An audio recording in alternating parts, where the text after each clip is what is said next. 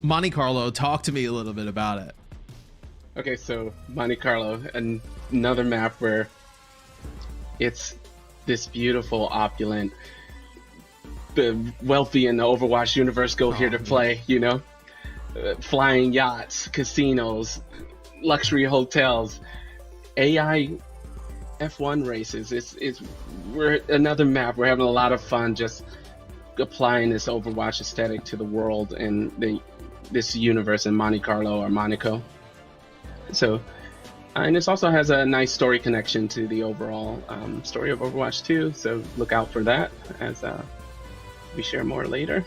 But yeah, it's just gorgeous. I mean, and the one thing that strikes me about this map, and I think you guys can obviously speak to the best, is that each point and area of the map plays so drastically different. Once we'll actually see it in play, but is that something that you guys are looking at with map design, of just like how you guys can change like verticality, levels of terrain, really, empower certain heroes or certain roles to really kind of take advantage of that?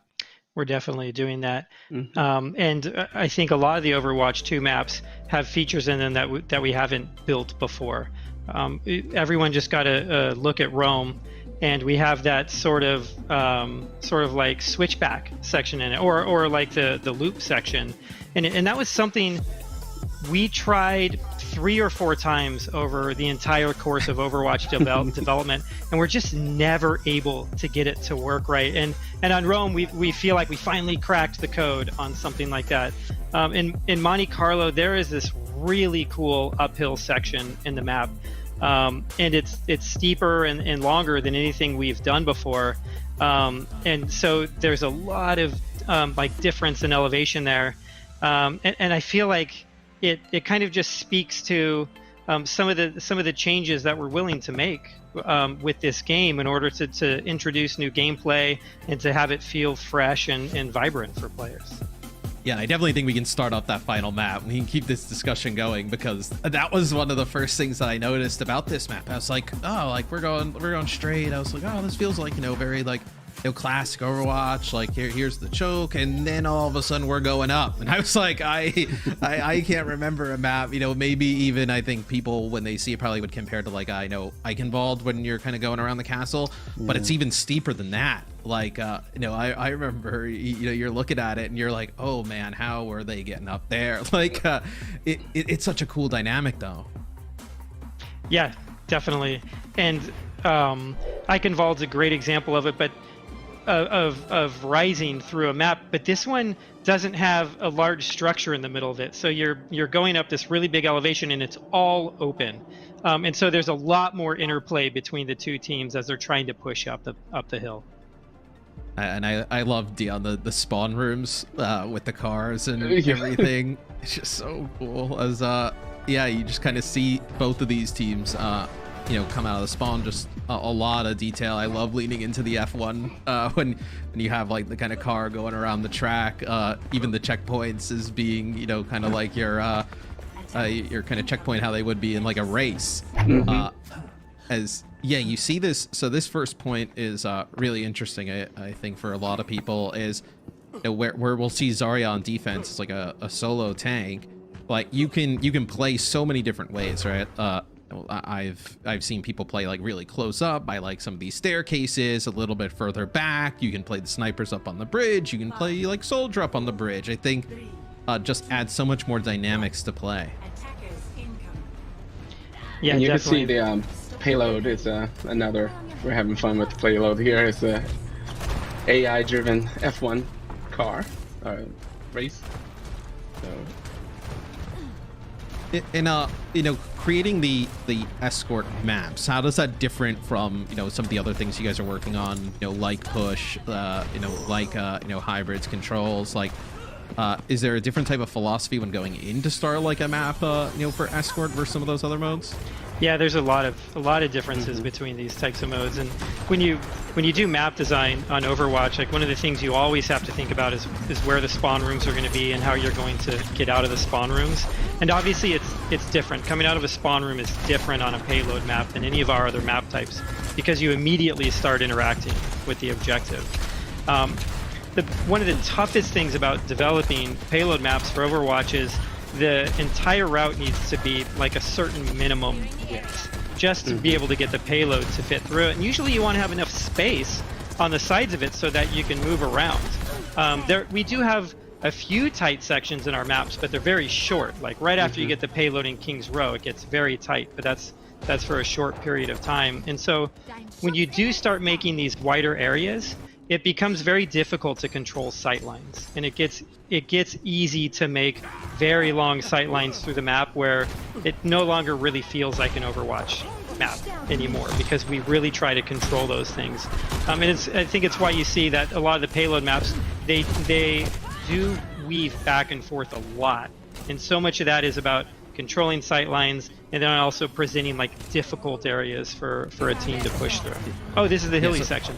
Yeah, so I was gonna say that's the area of verticality where like there's a sniper perch up here to kind of like that right hand side if we're looking at it. But yeah, just this poses so many different obstacles for teams, but I also think it's kind of presents multiple ways to play where you see right now both teams playing the Zarya, but like you could play really fast and kind of dive up onto the high ground. Like you could play really slow, kind of work your way around.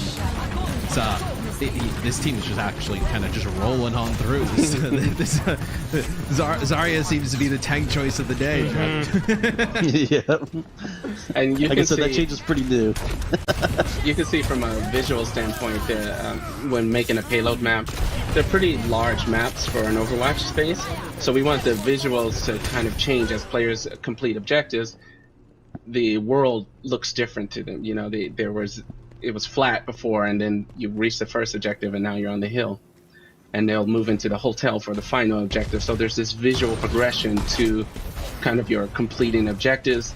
And you feel like you're making progress through the map because the world around you is somewhat changing as it goes along. Yeah, kind of like Dorado almost. Like Right. if you were to kind of think of a map from the live game where you kind of start through that choke area, goes towards that high ground, and then you have that like interior. And the interior for this map is one of the cooler things that I've seen in Overwatch, and hopefully we'll get to see it. But just the tiering of it. How did that come about? With when we can go inside, we'll obviously have a better view of it, but it's really kind of like this multi-tiered vertical kind of like casino. It's so interesting. Yeah, it's a super cool space and really fun to fight through. I think over time, Overwatch map design has changed a little bit, just the way that the game has changed a little bit. The presence or the importance of high ground really can't be understated in this game, and so we're trying to give more of that to teams, and trying to create kind of like conflict points in some of these maps, and who's going to control that high ground. Yeah, no, I think obviously as a shooter, right, their high ground is always kind of the go-to, where Overwatch has always had the ability for multiple players to take high ground, whether it's like a Hanzo, like we just saw there, like with a wall climb, or a Widow. But yeah, with like a multi-tiered level like this, it allows everybody to kind of have some access of high ground, which brings into play, I know Ana really kind of effective here at the high ground with the grenades as we see the payload kind of go over the line, and the car will go inside of the casino. I've seen a few cars inside of casinos in my day. They're usually not moving though. I think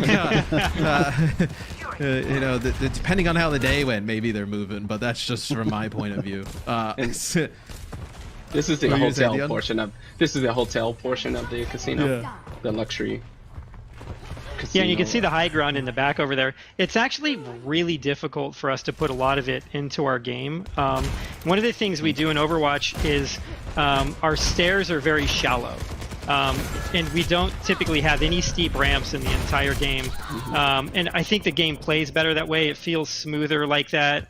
But it makes it so hard that it just kills the level designers on the project trying to get people up to high ground, because it takes a lot of space in order to do it.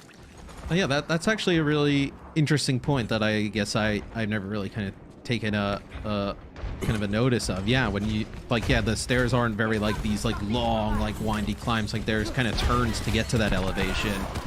Is that just to keep everything smooth and just kind of movement predictable? Yep. So that's part of it. To keep it smooth, keep movement predictable. It's also like it can be really like kind of difficult to overcome a really steep staircase. It's almost like a wall in front of you, and you don't know what's going to be at the top of it.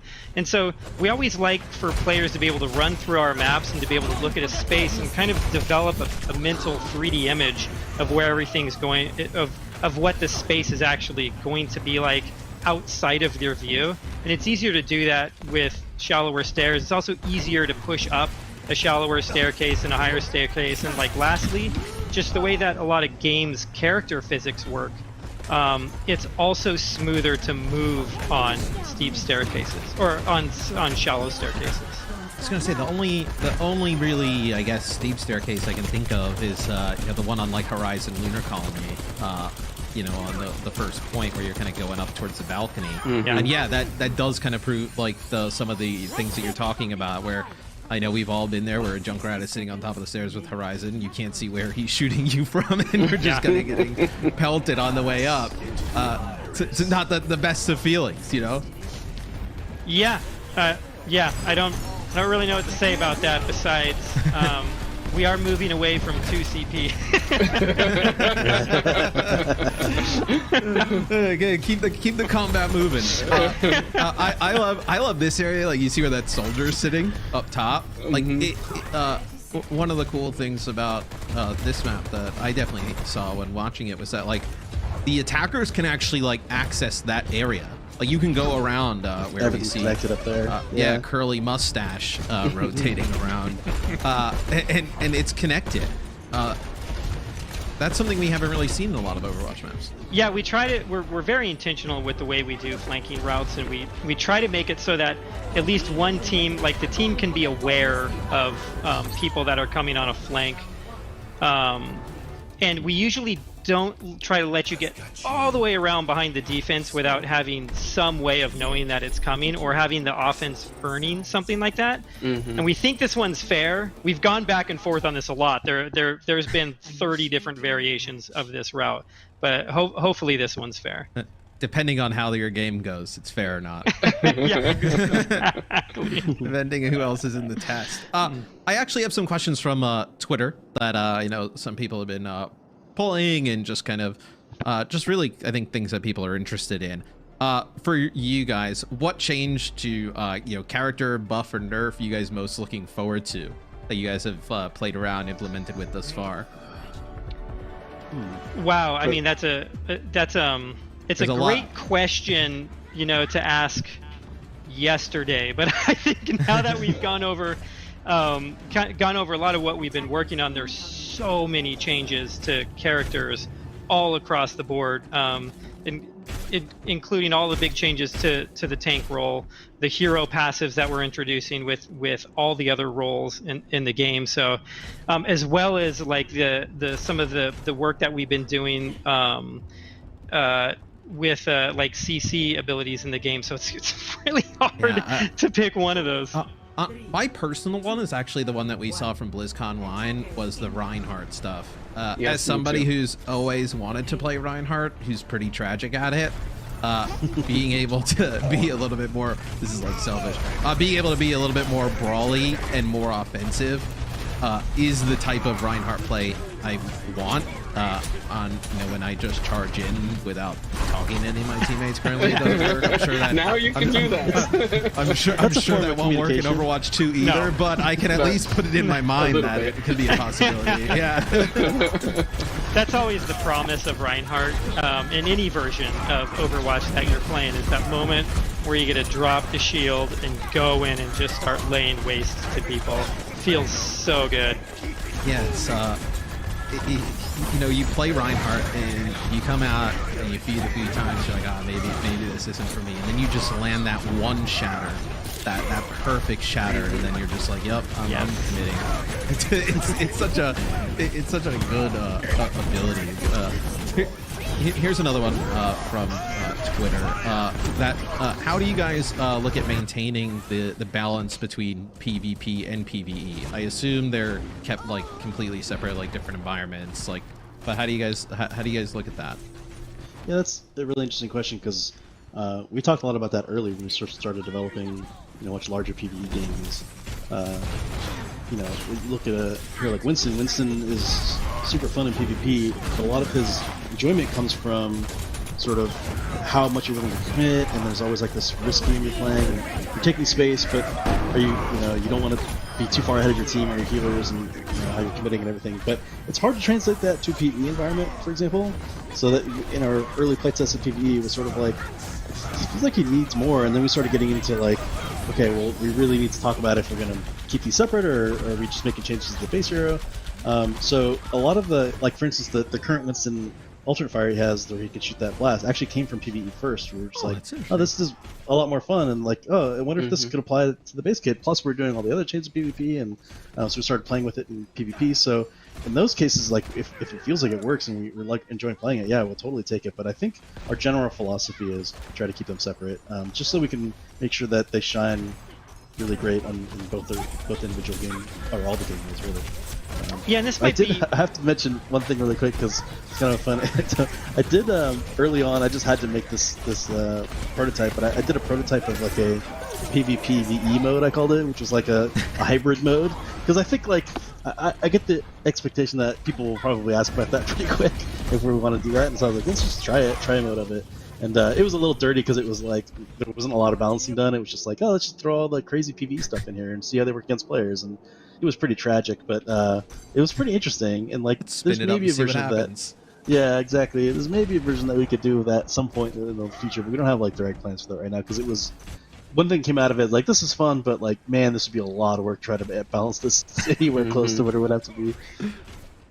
Yeah, we do a lot of experimentation like that, which I think is one of the funnest parts about working on this game. And I know, like, as they were playing Rome, there was a question of like, hey, are we working on, like, do you work on other game modes? And it is something that we do a lot. Actually, the push map, or the push game mode, came out of a whole different game mode that we were working on, as we were kind of trying to solve how you would put a capture the flag into like a main version of Overwatch, and we weren't really able to do it, but push kind of came out of that. And we are working on one other one that I'm really excited about, and hopefully it's something that we'll be able to talk to our players in the community about later. I love that. Yes. More ways to play is totally fine with me, and I'm sure the rest of the community. It's something that I've actually kind of like found throughout the day, and it's one of the things that's like a little bit newer to the live game. It's like the experimental card, and then some of the things you're able to do there, and try out cool things that look like they've kind of made their way in. I feel like that has been a huge tool for you guys, for really just kind of testing out the April Fool stuff. Jeff, I don't know if I can convince you to give me the Flying Sigma. I don't know how that works in a solo tank, but like, give me Flying Sigma so I can just battle Pharos and ignore my team. But a lot of some of that stuff is really interesting that you guys are able to try with the experimental. Yeah, it's been so powerful. I mean, I feel like it's sort of a developer's dream in a sense to be like, because you're always just like, I don't know, maybe this is kind of cool. Could we just like show this to people and get their impressions? But, yeah, like, we can't really do that. In fact, we've talked about in the past about expanding, maybe even showing more stuff. But like, what if we showed like crazy early level layouts that was just all like gray box stuff? Like, how early can we show before it gets like really ridiculous? Where we're just like, here's a stick man with a gun. Like, is that just like not even worth giving feedback on or what? But like, so it's been powerful, and we're still looking at ways to sort of use it, and it's just another great feedback tool we get from the community. What's so funny, we were talking the other day, and it's like the April Fool's patch was ridiculous, but then when like you saw like some of the communities like, oh, this is kind of cool, and you're just like, wait, hold on, we get Sigma's cool to fly for a day or two, but like we can't have that all the time, right? Exactly. Yeah, so we see the blue team kind of approach the final area, and then there was one question actually just about the Overwatch dev team. Like, how has it been? Working from home. How large has the team gotten over the last few years? I feel like it's really grown a lot. the work from home is a bit of a mixed bag, you know. And when we first started, we were really worried about how productive the team would be, because it's never something it's something we haven't really done before. And the team is amazing, and they actually like really rallied, and I feel like we are just as productive as we were before, and in some ways we are more productive about certain things, you know. It's definitely, there's parts of it that are harder, you know, like we don't all have home offices, you know, like I just work in my bedroom, you know. I just have to make sure I make my bed every day before I go on calls. And then the team, it's really grown. We kind of like when we shipped Overwatch 1, when it launched, we were around 60 to 70 people, and the team has continued to grow from there. And I don't think we're at quite 200 yet, but we just keep growing, because the game that we're making now, Overwatch 2, it's a much bigger game than the original one. It's even a bigger game than, like, even when I started to hear about Overwatch 2, it was like, oh, cool, like, yeah, like, this is gonna, I want another Overwatch. And then, like, just kind of hearing everything that goes involved with it, with, like, the PvE, and, you know, now all these massive changes to PvP, like, the scope of the game is so big.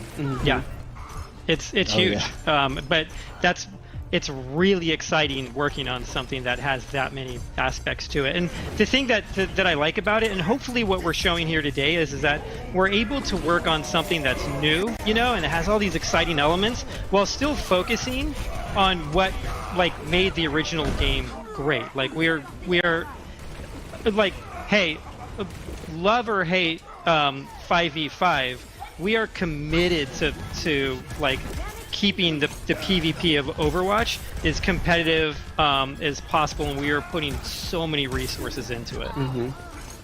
Yeah, just pushing the game forward. It's like all the heroes that you love from Overwatch 1, with the learnings from Overwatch 1, just evolutionized, right? You know, pushing the game forward, you know, coming up with new kind of creative ways to play. So this Transcendence may seal the deal here. Yes. Reaper did his dance on the cart, and he was gone. So,